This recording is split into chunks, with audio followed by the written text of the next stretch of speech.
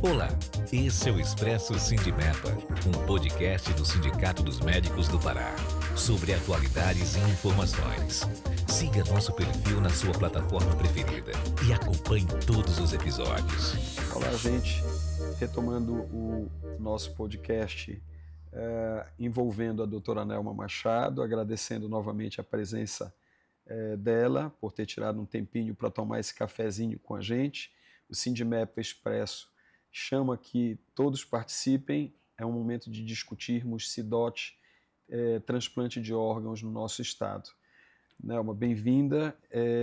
Eu queria pedir novamente que você relembre, falamos no episódio anterior sobre o tema SIDOT, o que significa, e eu queria que você iniciasse falando, a gente começou a conversar sobre o treinamento da equipe, e você falou que a SIDOT tipo 3, que já envolve não só a captação, mas o transplante propriamente dito, portanto, o perfil nosso da instituição Santa Casa do Pará, esse treinamento ele envolve profissionais de áreas diversas, mas ele foca especificamente em quê? Eu queria que você falasse um pouco desse treinamento das pessoas envolvidas na SIDOT. Ok.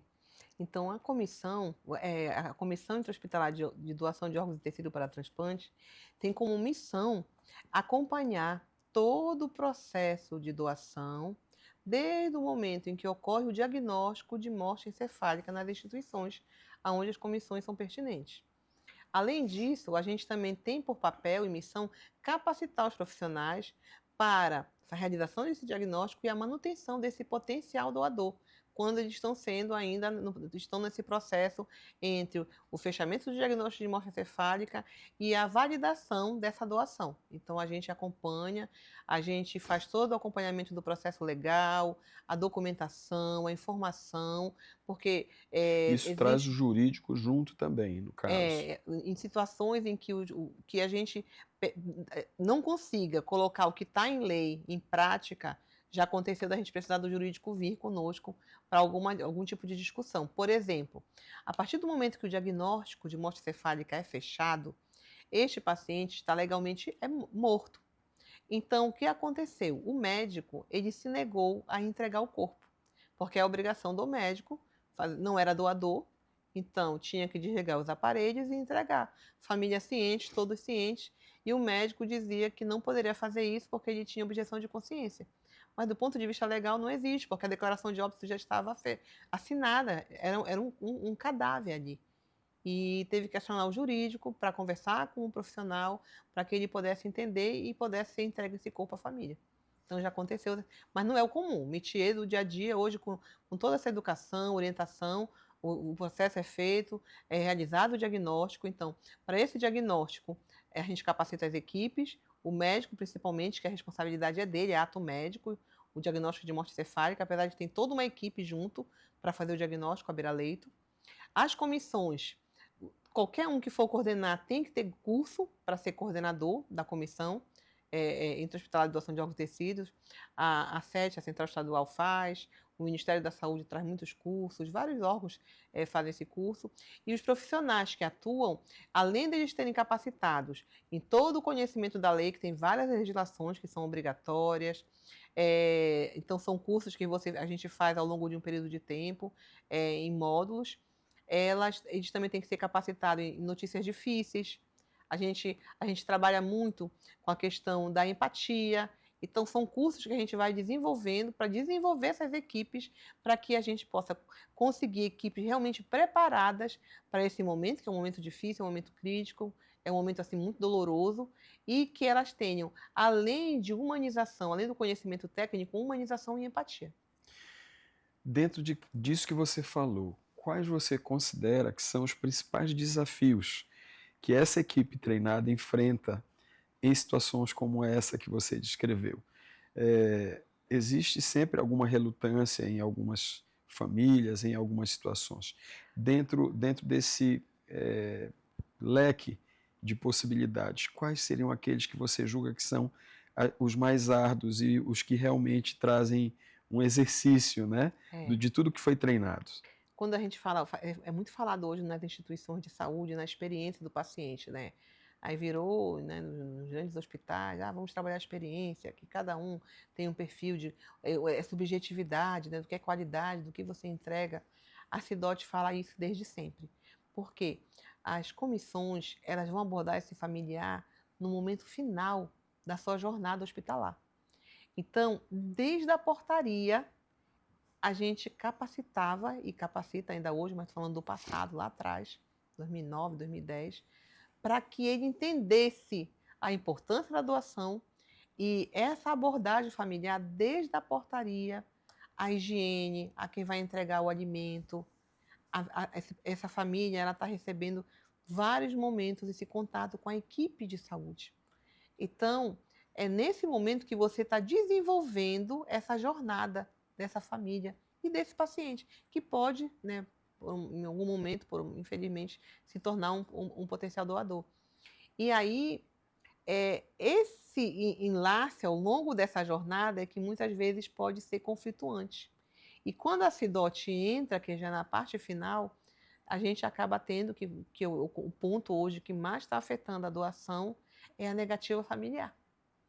Então, a gente tem que, desde a portaria do hospital, urgência e emergência, equipes que vão entrar em contato, que vão abordar, que vão entregar algo a essa família, elas têm que estar cientes que este familiar, eles têm que estar se sentindo acolhido a todo momento. Para não ficar uma situação em que, agora que eu estou nessa situação, vem me abordar, vem me tratar bem, entendeu? Então, esse é um ponto. Então, experiência do paciente é da entrada à saída, as equipes estarem preparadas para acolher, para atender, para serem humanizados, serem empáticos com esse familiar e com esse paciente. Compartilhar aquele momento, né? Isso. Então, esse seria um ponto. E o outro ponto é educação massiva, falar sobre doação. Você está... desmistificar o assunto. Estou em casa, vou falar de morte. Vou falar de morte? Sim, porque a morte faz parte, gente, a morte é natural. Todo mundo vai vivenciar isso. E assim, dependendo da forma que você vivencia, você pode ter um momento muito belo, muito bonito, sabe? Ou um momento muito angustiante e desesperador. Então, é tudo a forma que você trabalha, o ponto de vista que você escolhe vivenciar. Mas se você está preparado, é muito mais fácil. Então, falar de morte faz parte de um preparo. Então, olha, é conversar mesmo, é falar no dia a dia. Olha, se acontecer alguma coisa comigo, eu sou doador. Então, é isso que a gente vem trabalhando para que diminua a possibilidade de negativa. É educar massivamente as mídias sociais falando, a equipe do Estado tem trabalhado muito com a gente, informando, sabe? Dentro desse processo de educação, existe algo envolvendo simulação? Sim. Nos treinamentos médicos e nos treinamentos de enfermagem e fisioterapia, a gente sempre leva bonecos, ventiladores mecânicos, a gente leva todo o equipamento, todo o material que é utilizado para o diagnóstico e a gente simula várias situações. A gente traz casos clínicos e a gente simula situações, por exemplo, na época da Covid, uma das avaliações, uma das etapas do diagnóstico de morte cefálica, você tem que fazer o teste de apneia. Então, a gente desacopla o paciente do ventilador para ver se ele vai ter movimento respiratório ou não. É uma das etapas. E na época da Covid nós não podíamos desacoplar, porque os pacientes estavam totalmente dependentes da ventilação, com altas necessidades de pressão para poder se manter com uma boa oxigenação. Então, a gente teve que criar métodos para poder fazer o diagnóstico sem desacoplar. Então, a gente mostra esses métodos, a gente mostra no ventilador mecânico, a gente leva os materiais que a gente pode utilizar para fazer esse diagnóstico sem desacoplar o paciente. Então, a gente utiliza assim para que eles vivenciem ali no momento do curso, para quando chegar na prática, realmente, eles saibam o que fazer. Dentro dessa educação continuada, dentro desse treinamento de simulação realística, que é o que você está descrevendo, quais seriam os critérios que você considera como os principais para afirmar de forma segura a morte encefálica? São os critérios que a lei já preconiza, né? Então, todo paciente, dentro da rotina das Cidotes, né, é obrigatório que a gente faça visitas nos locais. Geralmente vão nas UTIs, urgência e emergência. E na Santa Casa, como a gente tem uma área que é de cuidados paliativos, a gente também faz visita nessa área. Porque é aquele paciente que você já espera que ele vai falecer, está naquela fase final e ele pode ser um potencial doador de córnea.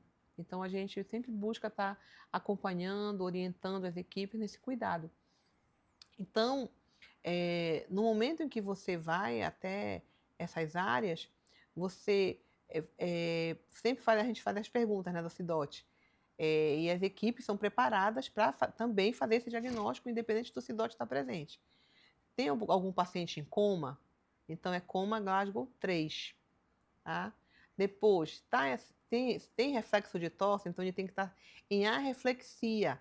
Então, no momento, aí, às vezes, a própria fisioterapia já chama, olha, esse paciente está em coma, não está tossindo, então tem um reflexo que já está ausente. E aí, a partir desse momento, as equipes começam a avaliação. Então, legalmente, elas vão avaliar se tem um diagnóstico plausível para esse paciente estar em coma, que justifique o coma. Tem um AVC hemorrágico, aí faz uma tomografia. Então, tem toda uma avaliação neurológica para ver se realmente aquela imagem, aquela lesão neurológica é compatível com morte encefálica.